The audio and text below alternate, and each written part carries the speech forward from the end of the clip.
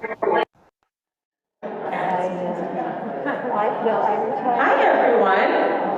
As you heard from our recording in progress notice, that means that our virtual friends here can all hear us and see us, and our home with us, I see Sanford, Bonnie, Alec, Bert, Deborah, a whole bunch of people, and everyone here in the room. We're going to get ready to begin, so if you can all take your seats.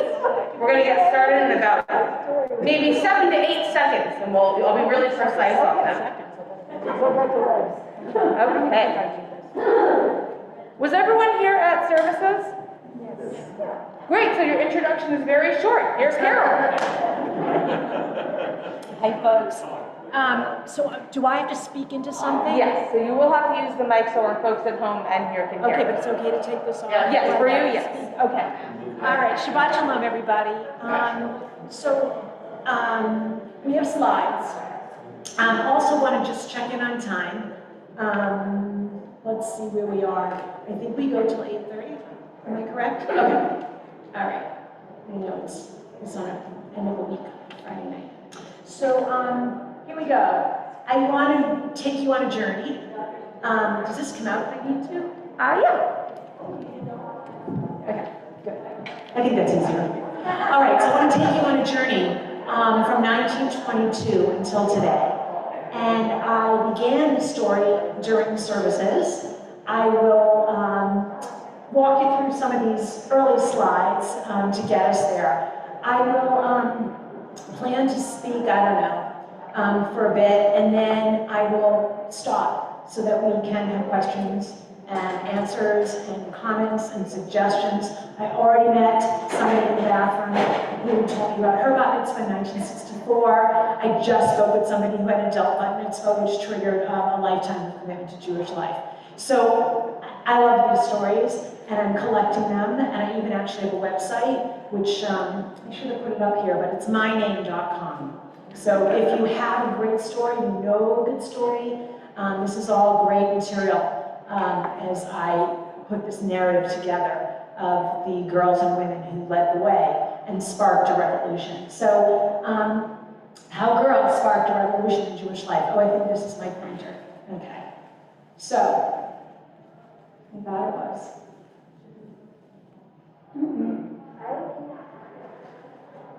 Let me see if it's on. I don't see the lights, so maybe. Someone was conserving AA batteries, I guess. Let's see. There we go. Oh, you can just comment. Okay, so we go to the next, the first slide, really. All right, so here we have the Kaplan girls, and I referenced them during the service. The oldest one, who's the one in the back on the right, is Judith. And Rabbi Kaplan, Mordechai Kaplan, who's known primarily as the founder of Reconstructionist Judaism. You may know, it's just nodding heads here, Reconstructionist Judaism is really an offshoot of conservative Judaism, which sort of came into existence after the 1930s or 40s, after Mordechai Kaplan wrote his book on Judaism as a Civilization. And it was spawned and sort of really turned into a movement by Mordechai Kaplan's son-in-law, Ira Eisenstein. But all that is sort of an aside to the fact that, in my mind, Mordechai Kaplan is significant in Jewish history because he introduced bat mitzvah for his oldest daughters. And he loved to say that Judith was the first of 4 reasons for his inaugurating the ceremony, the other 3 being his daughters. Let me see if I can, Naomi, Hadassah, and Selma. So, I guess I can do this here. So here's Judith. This is not a picture from her at the time of her bat mitzvah. We don't actually have one, unfortunately. But she began bat mitzvah on a Saturday morning during services. Rabbi Kaplan had started a brand new synagogue, known, as mentioned during the service, as the Society for the Advancement of Judaism. It was on West 86th Street in Manhattan. I happen to live down the block, roughly from there. And Kaplan decided, he founded the synagogue. It opened its doors virtually in January of 2022. On February 5th, he approached his board and he said, you know what, I'd like to inaugurate the service of bat mitzvah, and I would like to request that my daughter be the first one. Now, as the daughter, as the sister, what am I? I have three sisters. I have two sisters, what did I say? I don't know how to say it. But I have two sisters. I have no brothers. And there's a through line here I have found in the history of bat mitzvah, in that rabbis, male rabbis, who have all daughters, tend to be the ones who initiate this rite. Not always, and not in every case. Another thing to know about Mordechai Kaplan is that he taught for 6 decades at the Jewish Theological Seminary, which is the flagship school of the conservative movement to today. So Mordechai Kaplan, though he's known as the father of Reconstructionist Judaism, really had the strongest influence over conservative rabbis. And it turns out that as bat mitzvah starts to proliferate across the country, as it will, primarily, and not in the 20s and 30s, I'll talk about that in a moment, but when it does, it happens in the beginning in conservative synagogues first, which is not what I expected when I first started to study this topic. I figured the Reform movement, right? You know, this is a movement that prides itself on equality between men and women, at least, you know, in principle and theory. You know, we would have thought the Reform movement. But here's the but. It didn't trigger a movement in the Reform movement because, bat mitzvah did not, because Reform rabbis, especially in the beginning of the 20th century, were tied into confirmation. Confirmation is the service, egalitarian service, usually takes place around Shavuos, the holiday when the Torah was given according to the Bible. And it was based on confirmation in Protestant circles. It emerged in Prussia in the Jewish circles. It emerged in 1814, transported to this country in 1846. The first congregation to have it was Anshe Chesed in New York. And it began to proliferate among Reform rabbis. And over time, confirmation became so popular among Reform rabbis and in Reform synagogues that it began to replace bar mitzvah for a time. Eventually, the rabbis would reintroduce bar mitzvah, primarily by the 50s, and along comes bat mitzvah with it. And you'll hear also that it wasn't just conservative, and also some Reform congregations, but also Orthodox synagogues, that also created a service for their girls, not everywhere, not by far, but a few, and we'll hear about them. So this says here at the top, survey 1931.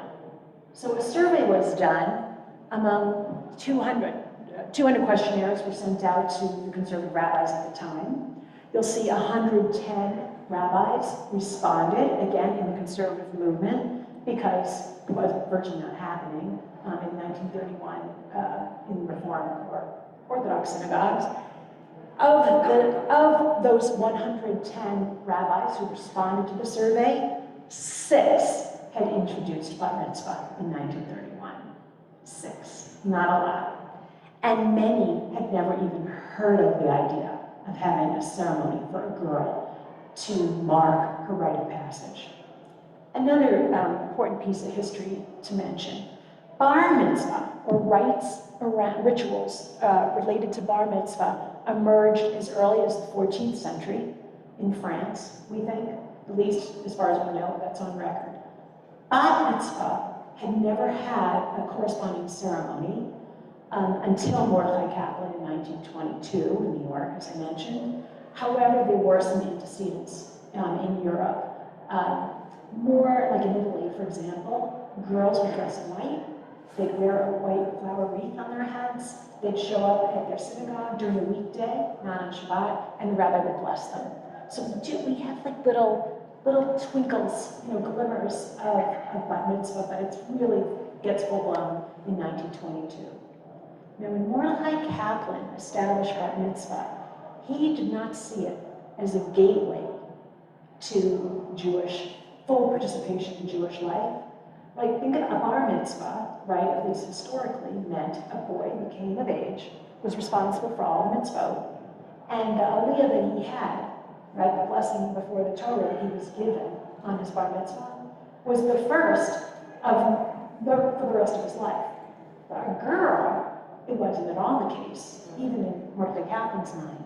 For a girl, she would be called to the Torah, and it was kind of like, or if even to the Torah, and it was one and done. And so this is another thread that's going to weave its way through the story of Bar Mitzvah. When do girls start to push back and say, hey, what am I doing all this religious training for when I don't get a chance to use it except for this one ceremony? So, in the 1930s. We were waiting for a quick break. If we need to reposition you because of our equipment. Okay, do you want me to go back here? Yeah. Okay. You can move the podium, but it's just got to be Okay, like all right, here. I'm so, I'll behave. Okay, so, in the 1930s, there were very few benot mitzvah. Plural is benot, which is the plural of bat mitzvah. Where they did take place, however, was summer camp. Think about it, right? Summer camp, and the living is easy, right? And you're removed from the strictures of your synagogue, from your rabbi maybe, and there were two camps in particular that started to introduce bat mitzvah as a ceremony on a Saturday morning in Torah. What's interesting, I brought this slide. This is Ruth Bader, who then went on to become Supreme Court Justice, who was a camp rabbi at her camp, Chinawa, in upstate New York, this is from 1948.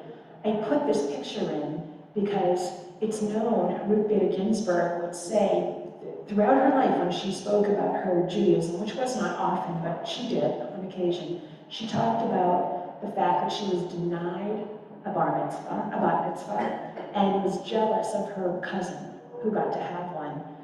Yet at camp, in freedom, out in the air, open air, she was allowed to lead services. So there were two camps in particular.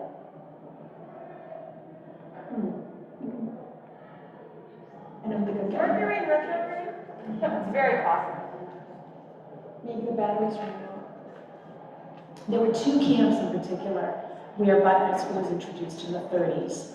The first, Camp Sedgwick, which was founded in 1920s in Port Jervis, New York, by a group of men and women from what was known as the Central Jewish Institute in New York City, which is kind of like the Board of Jewish Ed today, kind of the central address for Jewish education. And they started a camp in New York, and the kids would, make their way up there. And over time, they allowed girls to have a bat mitzvah on a Saturday morning. I don't know who this girl is. I can't identify her. I think this took place, roughly 1935 or so. So if we go to the next slide. Oops. We on this one? Yeah. So this, as I start to say, there's a thread that begins to weave its way in the story, where people start to notice these girls coming onto the bima. There aren't a lot of them. I mean, I think I could probably count on my hands and toes, my fingers and toes, the number of bat mitzvahs I've come across in the 30s and the 40s. Very, very few. However, in 1944, a woman, after being at the bar mitzvah of a congregant, came to her rabbi and said, "Tell me, Rabbi, why don't you do something for the girls?" What's really interesting is that this question was asked of an Orthodox rabbi. His name is Jerome Tov Feinstein. He wrote about this in an Orthodox journal, the Orthodox Jewish Journal, and he decided, this was 1944 in Western Massachusetts, and he decided to do something for the girls. This is 1944 in an Orthodox synagogue, and he created a bas mitzvah club. By the way, there's the two pronunciations, right? Bat mitzvah like talit, and bas mitzvah like talis. It's just a matter of pronunciation. The Ashkenazi form, the East European form is an S at the end.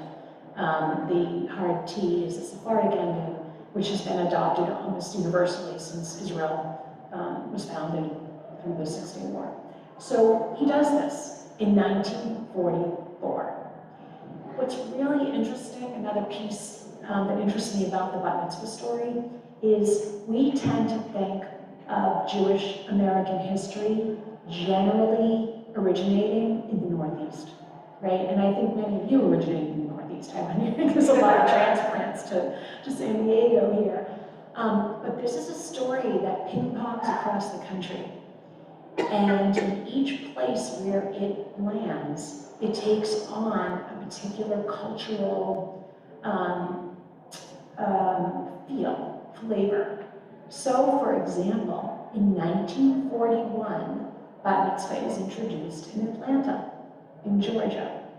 A rabbi by the name of Harry Epstein, again the father of only girls, introduces it in Atlanta. And it becomes like a copycat thing in Atlanta. One rabbi does it, the next synagogue decides it's going to do it, and before you know it, 4 or 5 congregations in Atlanta in the 40s introduced bat mitzvah very early on. And the rabbis got together. They didn't want the girls' reception, the girls' celebration after their ceremony, to become lavish and ostentatious the way they felt boys in their community or boys' parents were doing. So they got together and they designed a specific menu, and that was all you were allowed to serve at the Oneg Shabbat on Friday nights after a girl's bat mitzvah. And this is what the menu entailed. So I can get it right. Rolah, kichel, tea, and get this in Atlanta, bottles of Coca-Cola. That's a true story. Isn't that wonderful? So it takes on, the flavor, literally, of its region. And you learn a lot, in these stories. So as I said, bat mitzvah ricocheted across the country, makes its way to Atlanta, to Buffalo, to Chicago, St. Paul, Minnesota, in 1932, because there was a girl who rode her twin brothers, I call them bat mitzvah coattails, all the way to the bima. When there was a twin involved, boy-girl set, sometimes the girl got to tag along, be part of it. And by 1950, this is important for this community, it becomes bi-coastal, and it reaches California. And they brought here a poster, a brochure. The next slide, thank you. So it's very hard to read. I don't have a glass, but I'll read it for you just so you'll know, but just to give you a little background. The bat mitzvah landed in 1950 in North Hollywood, California. And this brochure, this pamphlet, this flyer, was taped up at the religious school. And this is what it said. Let's see. Can girls do a job as well as boys? History says yes. Remember Miriam, the sister of Moses? Deborah, the prophetess? Judith, who slew Holofernes? Modern times saying yes. Remember Henry Zold, the pioneer women in Israel? Remember Florence Nightingale, they're going to mention non-Jewish women too, Marie Curie. The VJCC, which is the Valley Jewish Community Center in North Hollywood, says yes, and here's the invitation. Sandra Jacoby will have her bat mitzvah on December 2nd, 1950. You and your friends are invited to the service Friday evening, December 1st, and Saturday morning, December 2nd. I'll come back to that in a moment. Can girls do a job as well as boys? What do you think? Come and see. So this gets put up, and you know what? Sandra tells a story. I actually spoke with her. She tells a story about her bat mitzvah. She was nervous. This is part of the story as well, right? These girls are 12, 13 years old. They're nervous. They have no female role models. They're the only girls, or women that you ever see on the bima in many of these places, right? Because why would there be a woman on the bima if she wasn't given aliyot or honors or even opening the ark or any of that, right? So Sandra gets up there, she does her thing, she does a fine job, but she says that the elders of the synagogue put their telasim on their heads and walked out. So these girls were under a lot of scrutiny. This is in 1950. This is before second wave feminism. It's before Betty Friedan. It's before the first woman is ordained a rabbi. These girls are brave and they're pioneering. So if we go to the next slide. So this is Sherry Rosen. She became bat mitzvah in 1960 in Wheeling, West Virginia, at Synagogue of Israel. And Sherry talks about the fact she has no brothers. She had a kind of big personality, and she excelled at religious school. So she became the perfect first in her community. And a new rabbi came to town, and as she said, he brought some of those big city traditions, including bat mitzvah, which I don't know how big a tradition that was at that time, and she became bat mitzvah. And on the next slide, you see her quote. She says, "Immediately after my bat mitzvah, everything snapped back. And a woman would be invited up to the bima only to light the candles. Goodbye Aliyot, goodbye reading Torah or chanting Haftarah. It was one and done. And this becomes the leitmotif of the 50s and 60s. Some places it was introduced and it stuck. Other places, it was one and done. However, remember I mentioned SAJ, right? That's the place where Judith Kaplan became bat mitzvah in 1922. In 1945, a group, 45, think of it, right? And it's right after World War II, right? It's early on in American Jewish history and in feminist American Jewish history.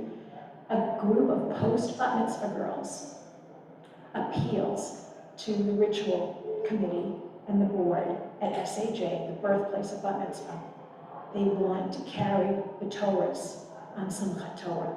You know, when you celebrate, right, the cycle, the renewal of the cycle of the reading of Torah. And they use as their excuse, we're at least as strong as those old men who have been marching with those Torahs for years. They get the right to do that. And then they don't stop there. They say, you know what? We studied all this time to learn how to read Torah. By that point, at the Society of Advancement of Judaism, girls were allowed to read Torah. In Judith's time, they were not.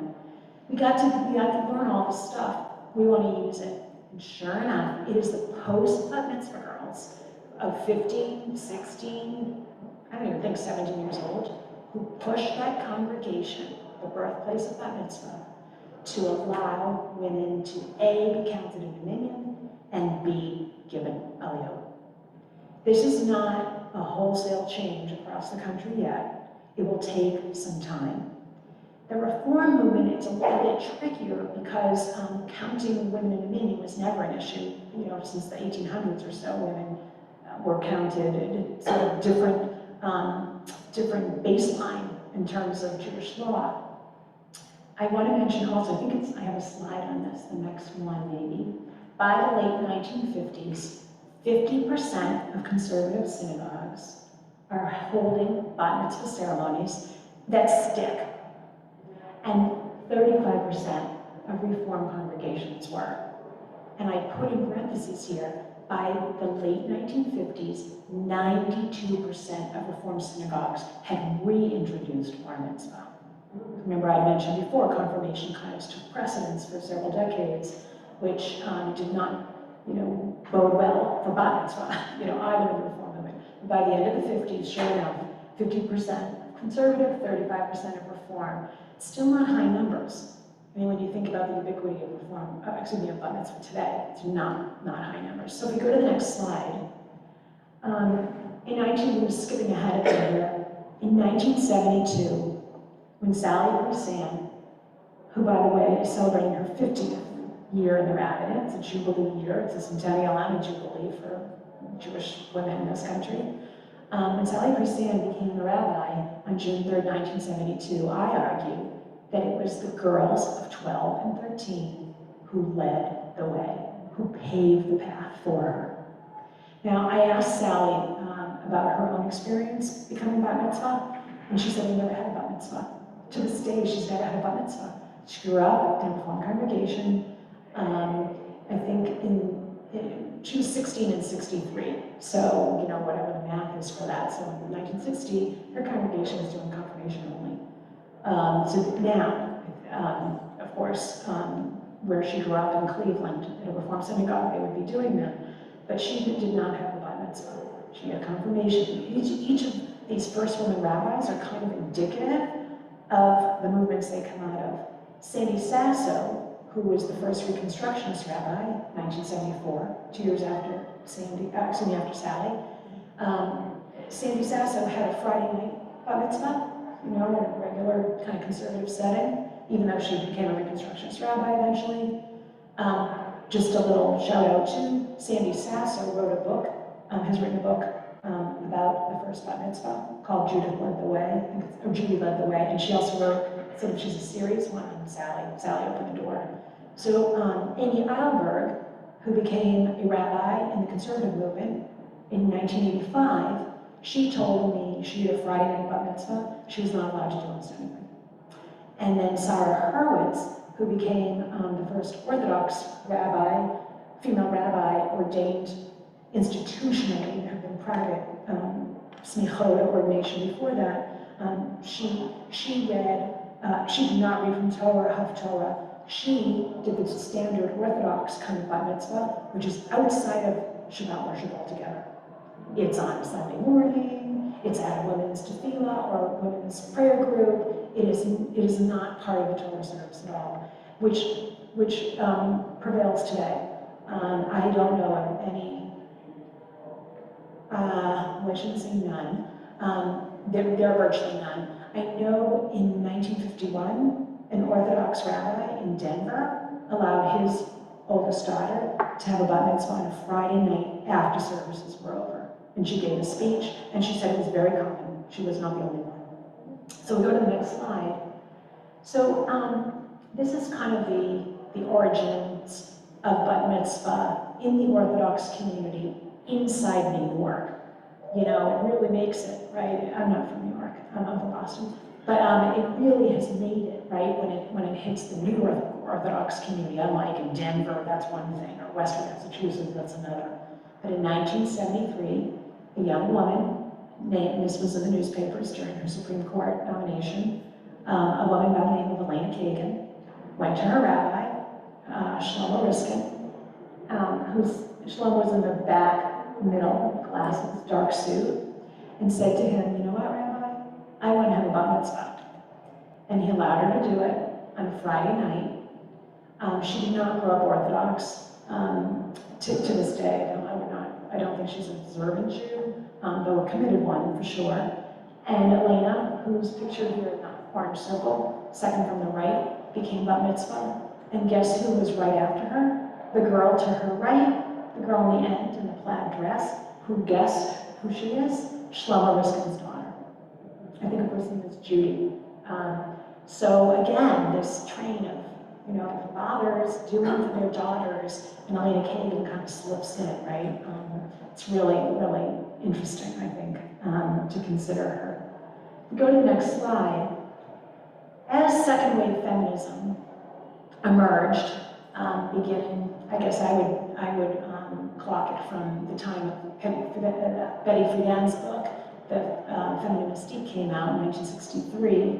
From then on, a slow surge of feminism emerged in this country. The Jews, as they usually are a little bit late to the game, institutionally, not in terms of personalities, lots of Jewish women involved.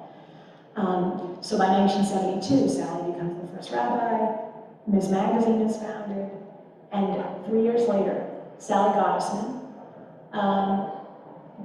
who is a girl who grows up going to Jewish day school, joins a conservative synagogue. Her family's part of a conservative synagogue in Montclair, New Jersey, and she writes a note to the ritual committee. And she says, you know what? I learned just like the boys do, and they want to have a Saturday morning service. And they debated it, and they allowed her to do it. And so this is the beginning, really, of course, propelled by second wave feminism. These girls really push the envelope. First wave feminism, if we can call it that, emerged basically from 1848, when the first women's convention was held in Seneca Falls, and then kind of climaxes in 1920 with the passage of the 19th Amendment, and if I were to if I were to have a timeline here, so, here's 1848, here's the passage of the 19th Amendment, and 2 years later, Judith Calvin becomes bar mitzvah. And then you push forward, the beginning of second wave feminism, and roughly 10 years later, Sally Priestley becomes the first rabbi. So, it's what my professor used to call the meteorological understanding of Jewish history, meaning it's in the air, and then it rains down on the Jews as well. So we go to the next slide. In a 1994 survey of adult bat mitzvah in Reform congregations, 462 of 540 congregations conduct the notable mitzvah for adults. Adult women see their daughters, they see these girls getting up on the bima, and they decide, why not me? I know my own mother, that was the case for her. She watched each of her 3 daughters do it. Next year, so I'm doing this too. They had missed it when they were young, either because it wasn't an option, or they opted out, or they weren't Jewish at the time. And there becomes a huge surge of popularity in adult bat mitzvah and adult bar mitzvah too, men who had missed it. Remember, especially in the Reform movement, in the 40s and 50s. I just put up this note here. It's just incredible to me that Central Synagogue, huge synagogue, we're on the sides of this, synagogue in New York conducted 150 B'not Mitzvah for adult by 1988. So it starts to become really, it starts in the 70s, late 70s, really surges in the 80s, and continues to this day. You read about, at retirement communities or even nursing homes, right, where Jewish women are finally get the chance. We go to the next slide for my favorite adult B'not Mitzvah pair. I love them. This is Catherine, Action on the right, and Lois on the left, a mother-daughter pair. They looked like the same face. They became bat mitzvah in 1999 in Greensboro, North Carolina. And Catherine told me that she was really good at the vowels, and her mother was really good at the consonants. And so they made a really good pair. I just love that story. And look at them, so inspiring. We go to the next slide. This is a really great story. So this is Anna Drangle at her bat mitzvah on September 22nd, 2018. She's obviously the girl with the towels here. To her far right, or that's her left, but to our right, is her mom, Gina Drangle. This is the greatest story. Anna, the daughter, was born a Jew, went to Hebrew school, and it was just sort of automatic, like of course she'd become bat mitzvah like her classmates. It was not the case for her mother, who grew up a black woman in Queens. Somebody told me they're from Queens here. I'm blanking on where in Queens right now, it comes to me. She grew up in the Catholic Church, which again is really unusual for a black girl. All her she told me her black friends were at a Baptist church down the street, but her mother grew up as a Catholic and raised her as a Catholic. So it was not a foregone conclusion that Gina would become bat mitzvah, but she did.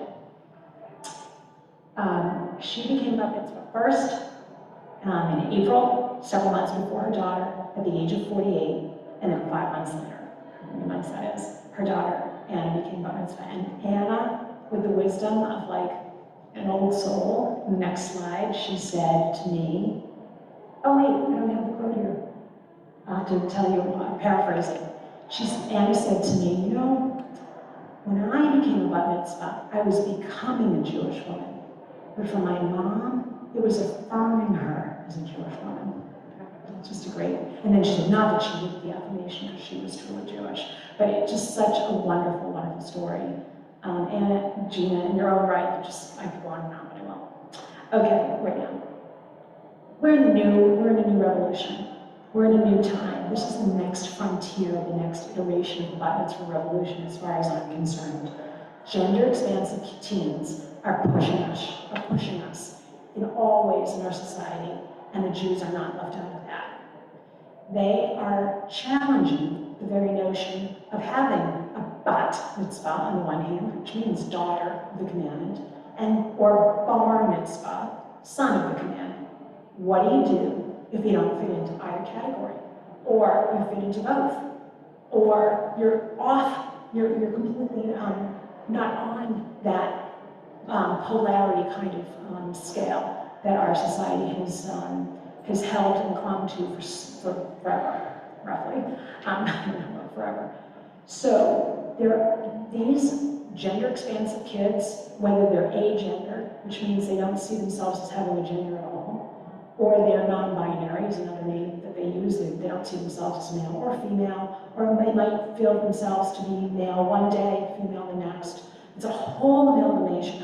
I'm starting to really learn quite a bit of it from them, and they're leading the charge.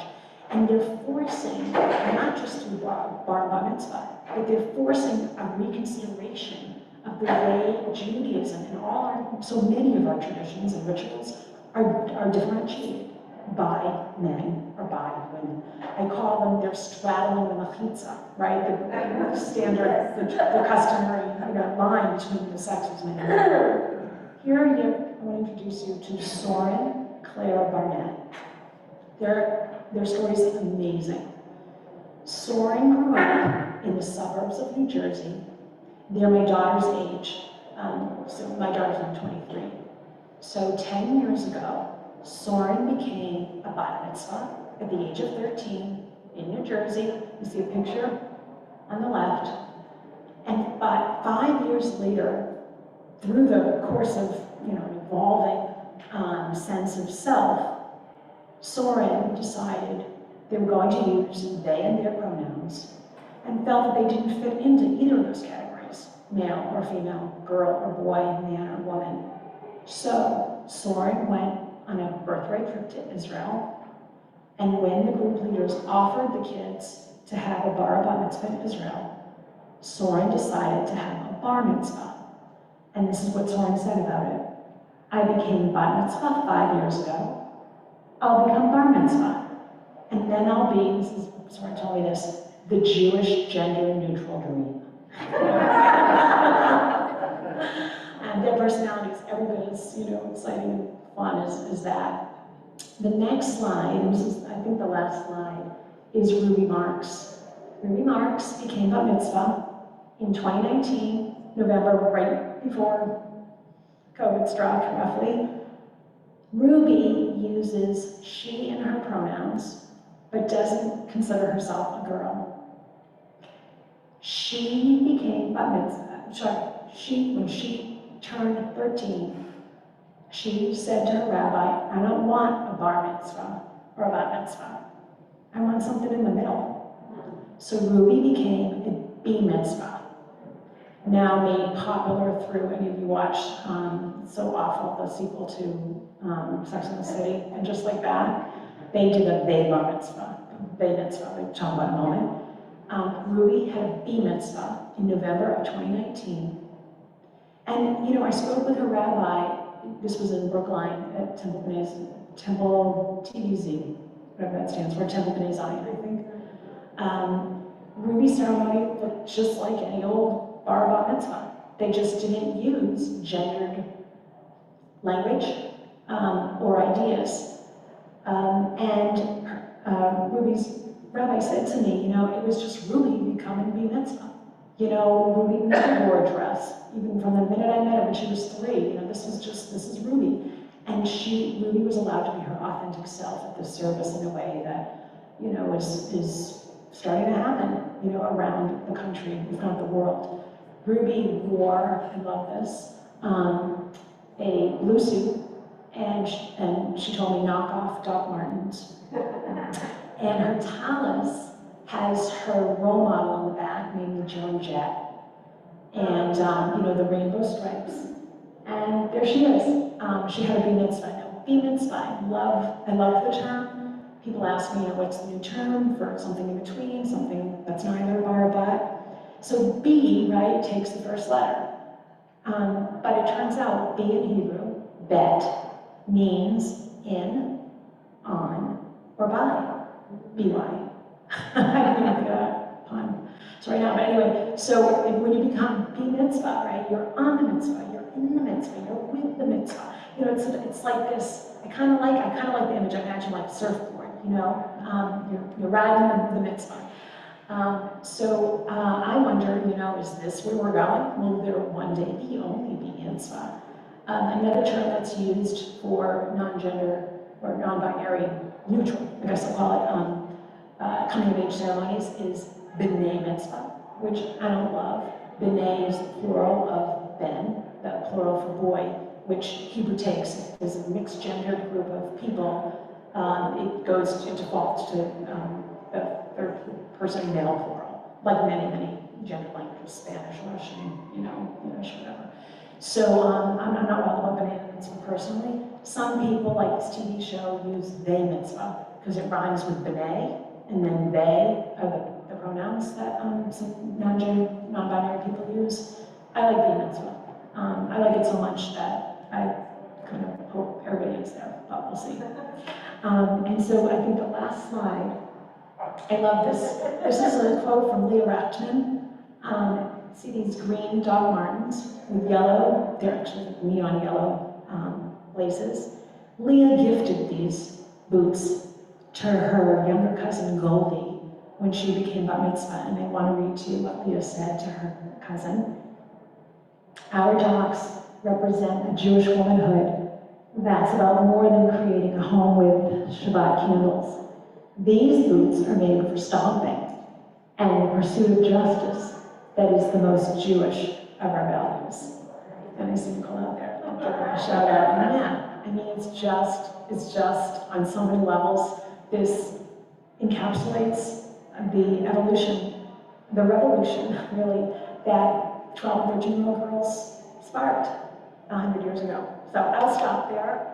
We have a few minutes. I'm glad to take questions. I won't move, but yes. When you talk about the bat mitzvah, in your portion, you mean the religious part. I'm not sure. Because when I grew up in Israel, we had bat mitzvah party. Nothing with religion to do. Even today, the younger generation have what do you mean, parties? Yes. Well, This is a. Can you repeat it? I will repeat it. when your portion, when your lecture today, it was more the religious part that belongs to a 12 or 13 years old girl. Right. So the point that's being made, what's your name? Dorit. Dorit. So Dorit's point is she grew up in Israel. And in Israel, let me back up. According to Jewish law, a Jewish child automatically becomes bat mitzvah, daughter of the commandment, or bar mitzvah, son of the commandment. For girls, according to Jewish law, it's a 12 in a day, 12 years old in a day. And we know girls mature faster than boys. The rabbis knew something there, right? And boys at 13 in a day. So you automatically get this status. You obtain this status just by being alive, right, at the age of 12 and 13. In Israel, it is, even today, though it's becoming more so, you'll help me to read if you know, a girl's bat mitzvah was marked with a party, a celebration, a suda, a festive meal. Boys, maybe would read from Torah and Aliyot. What is unique about, and I thank you for this, for highlighting this, what is unique about Judith Kaplan and what happened 100 years ago is that her father decided that Judith would mark her bat mitzvah in a ceremony, in a rite, R-I-T-E, in a ritual, like boys had done for the 6 centuries before that. So that's a really important distinction, and it takes somebody from outside America in some ways to show us that difference, because it's very different than the status that obtains. And that status means, by the way, that you are obligated, according to Jewish law, to fulfill the commandments that are incumbent upon you as either a boy or a girl, and they vary. They're different, again, according to Jewish law. Other questions, comments? Yes, sir. Yeah, I just want to say 2 things. First of all, I'm very moved by what Mark and Bob has lately. where they have us doing the drash. When it was my age, when I went to a Reform synagogue, they did not have us give a drash or a speech or anything, and it felt very, it wasn't right. And I really think it's wonderful they give the kids that, kids, young adults, that tact to make an important statement to the community.